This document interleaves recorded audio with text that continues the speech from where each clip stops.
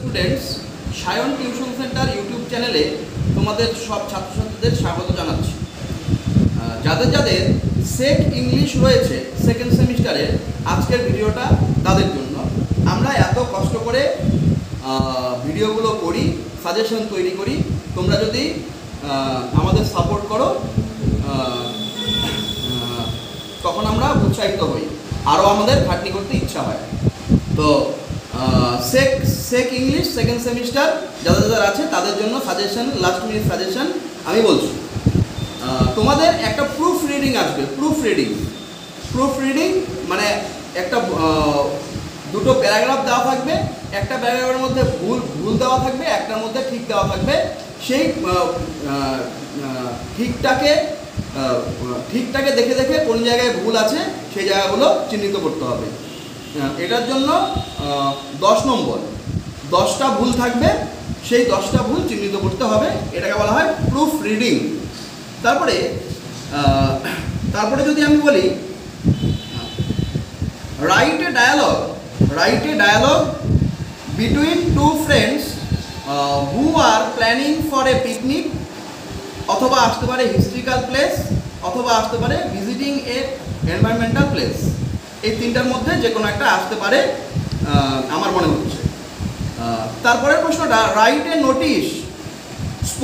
Sports নিয়ে notice আসতে পারে, টিচার্স ডে নিয়ে নোটিশ আসতে পারে, অ্যানুয়াল কালচারাল প্রোগ্রাম নিয়ে নোটিশ আসতে পারে, ইন ইউর কলেজ নোটিশ আসবে।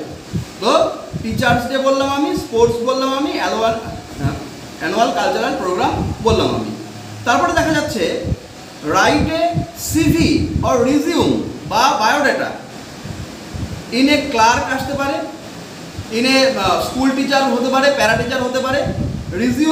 রিজিউম লিখতে হবে বা সিভি লিখতে হবে, ক্যারিকুলাম ভিটা লিখতে হবে, আসবে কিন্তু তোমাদের পরীক্ষায়। তারপরে রাইট এ রিপোর্ট আসবে তোমাদের।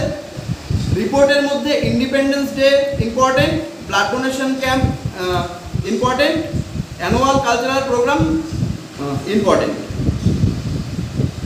কি বললাম? Independence day, blood donation camp আর অ্যানুয়াল কালচারাল প্রোগ্রাম। এটা তিনটার মধ্যে যে কোনো একটা আসার সম্ভাবনা খুব আছে। তারপরে যদি রাইট এ শর্ট এসে আসবে কিন্তু।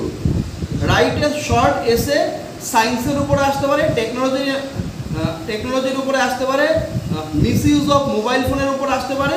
হ্যাঁ, ইয়োর ফেভারিট পোয়েট আসতে পারে। তো এসে সায়েন্স বললাম, টেকনোলজি বললাম এবং ইয়োর ফেভারিট পোয়েট আসতে পারে। আর 7 নম্বর বলছি আমি editorial. Write a editorial letter, reckless driving আসতে পারে, লাউড স্পিকার আসতে পারে, রোড ব্যাড কন্ডিশন আসতে পারে, ইন ইয়োর লোকালিটি। তার মানে এডিটোরিয়াল লেটার কি বললাম, রেকলেস ড্রাইভিং আসতে পারে, মানে বেপরোয়া গাড়ি চালানো। তারপরে লাউড স্পিকার মানে উচ্চস্বরে লাউড স্পিকার তোমার এলাকায় খুব বাজছে, সেই জন্য আসতে পারে। রোড ব্যাড কন্ডিশন, রাস্তার খারাপ অবস্থা। আর আসতে পারে কি এই তিনটেই বললাম। তো তারপরে যদি আমি বলি write a letter to principal requesting for a book for your library. হ্যাঁ, প্রিন্সিপালের কাছে লেটার লিখতে হবে। তো এই অনেকগুলো পার্ট আছে তোমাদের, এই পার্টগুলো পড়লেই তোমরা মনে হয় খুব ভালো হবে। যে পার্টগুলো সহজ আছে সেই পার্টগুলো নিয়ে আমি খুব সহজে 7-8টা প্রশ্ন বললাম। এই 7-8টা প্রশ্নের মধ্যে থেকে 40 নম্বরের প্রশ্ন আসবে।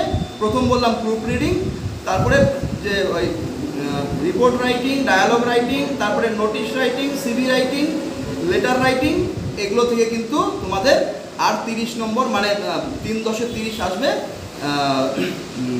খুব সহজেই, সিলেবাসটা খুব ছোট। তোমরা ইতিমধ্যেই তোমরা তো ইংলিশ অনার্সের স্টুডেন্ট, যাদের ইংলিশ অনার্স আছে বা মেজর ইংলিশ আছে তাদেরই তো সেক ইংলিশ, তোমাদের ক্ষেত্রে কোনো অসুবিধা হবে না। আমি যেসব সাজেশনগুলো দিলাম